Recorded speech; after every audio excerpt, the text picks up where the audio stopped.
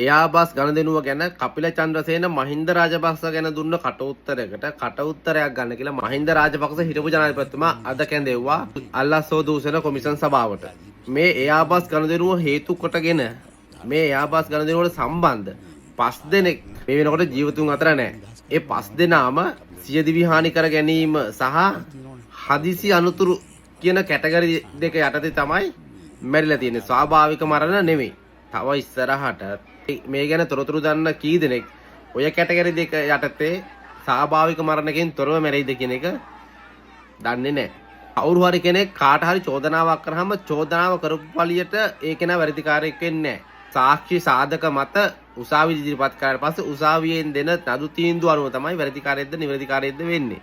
එහෙනම් ඒක හිටපු ජනාධිපතිටත් ඉන්න ජනාධිපතිටත් සාමාන්‍ය ජනතාවටත් පොදුයි.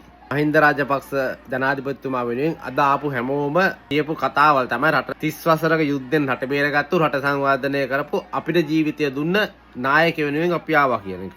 ලෝකෙ වෙන රටවල් වල නම් ওই වගේ රට පාලනය කරපු නායකයෙකුට චෝදනාවක් ආවම ඒ චෝදනාව හරිද වැරදිද කියලා ඔප්පු කරගන්නකම් මිනිස්සු පැත්තට වෙලා ඉන්නවා. මොකද රටවල් වල නීතිය හැමෝටම සමානයි.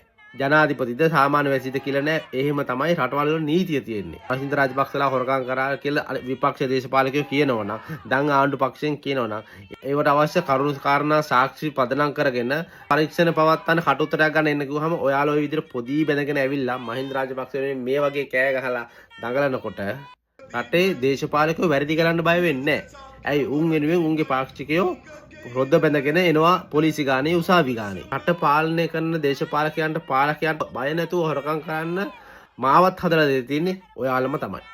දැන් ඔය විදිහට ගිහිල්ලා කවදා හෝ දවසක මේ ආණ්ඩුවේ මැති අමතරුව හොරකම් කරා කියලා අහුනොත් චෝදනාවක් නැගුවොත් ඒ චෝදනාවටත් ඔය විදිහටම පොලිසි උසාවි ගානේ ඒ පාක්ෂිකයෝ ඉන්න ගන්නවා.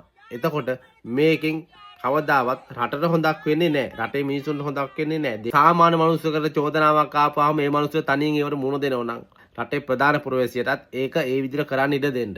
එහෙම වුණාම මේ රටේ නීති හැමෝටම සමාන විදිහට හදා ගන්න පුළුවන්. හැබැයි රටේ මහ ජනතාව විදිහට ඔයාලා කරන මේ වැඩවලින් කවදාවත් මේ රටේ නීතිය සැමට සමාන වෙන්න තැනට හදන්න බෑ.